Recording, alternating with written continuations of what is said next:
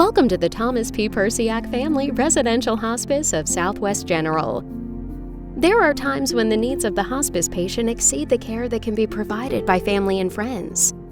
Residential Hospice of Southwest General offers a comfortable setting and is staffed with professional hospice personnel who can provide inpatient care in a home-like environment. Hospice Services of Southwest General provides a holistic approach to caring for patients. Patients in the community that need help or they get into a crisis have a place to go, and they know they have a place to go in that time of need when families maybe can't take care of them. Services for all patients include pain and symptom management, personal care, emotional and spiritual support, and education to help the patient and family cope during this time. My husband, Theodore Morowski, he had stage 4 kidney cancer. He was in grave condition, he knew it, and the doctors told us that they wanted him to consider going into an end-of-life situation in a hospice center. We have never dealt with anything like this, so we weren't really sure what we were going to encounter. And from the time we walked in the door, our experience was very positive. The Thomas P. Perciak Family Residential Hospice offers patients and families a variety of amenities, including private rooms, which includes a private bath, patio. The nature and the setting of this place is really great, and the patio doors are awesome, and he was able to see deer and geese and ducks and rabbits and chipmunks and birds all day long. We ran out of bird feed during our stay, and our friends went and bought bird seed. And I think that's something that we'll do. We will donate bird seed because we know how important that was to us. And accommodations for families to stay overnight. We try to make this as much like home as we can. We allow visitors 24/7. We have very relaxed rules because we want to accommodate people. Pet visitation.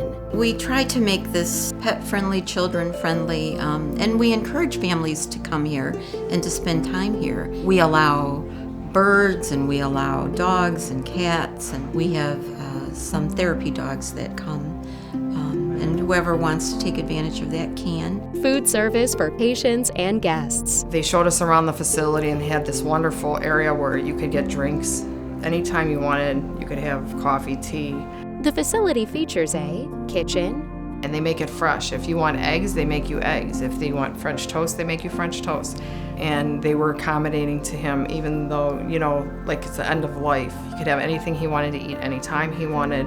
2 family rooms. We do have small areas at the end of the hallways that are small sitting rooms. Most of the time, the rooms in that end of the hall, families will utilize that area for overflow visitors. Sometimes at night, if people stay, we've had people sleep on those sofas down there, and that tends to work well because they're close.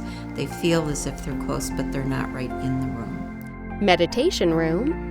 And I often tell people that this room is here and it's kind of a sanctuary. If they need to take a couple minutes away, they can come in here, close the door. The home here, the nursing staff, and they were so accommodating. And we have 7 grandchildren and 1 great-grandchild, and they gave us bears for when they were in distress with Ted dying that they could hug or talk to. Children's play area. We have things out here for children of all ages. They can sit and maybe watch the fish, or they can draw. For the safety of all children, we ask that an adult accompany them at all times. Outdoor fountain garden area. We have a lot of perennials. We have a fountain. Just some nice sitting space in the back, umbrella tables. Sometimes families will come and bring a dinner or bring a meal, and we'll take a patient out in the back, and they can sit there with their family and for a small bit of time feel as if things are normal. Labyrinth for spiritual reflection.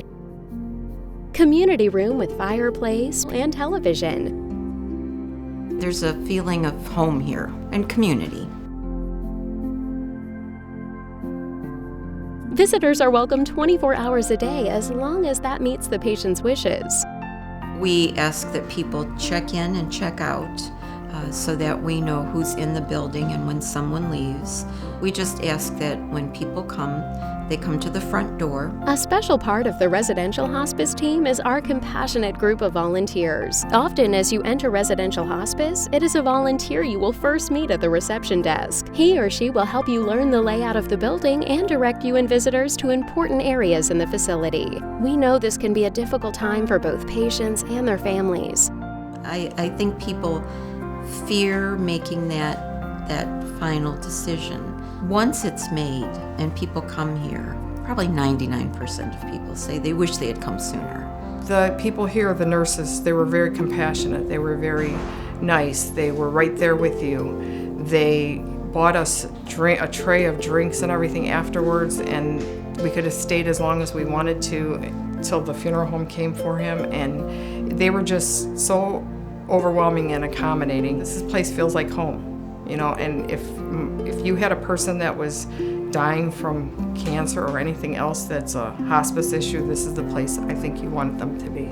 Southwest General has a long history of supporting the community and doing our part to improve the quality of life for residents of the greater Cleveland area. We have several bereavement support groups. We have one that meets ongoing every month, and it's a continuous group. The initial bereavement group that meets is a little more intense. It's for the more newly bereaved, and it's intended to help people in the beginning stages of their grief, to help them process that. It helps people in their initial stage to recognize that they're not alone and their feelings are not unique. For more information about our hospice services, call 440-816-5040 or email hospicereferral@swgeneral.com.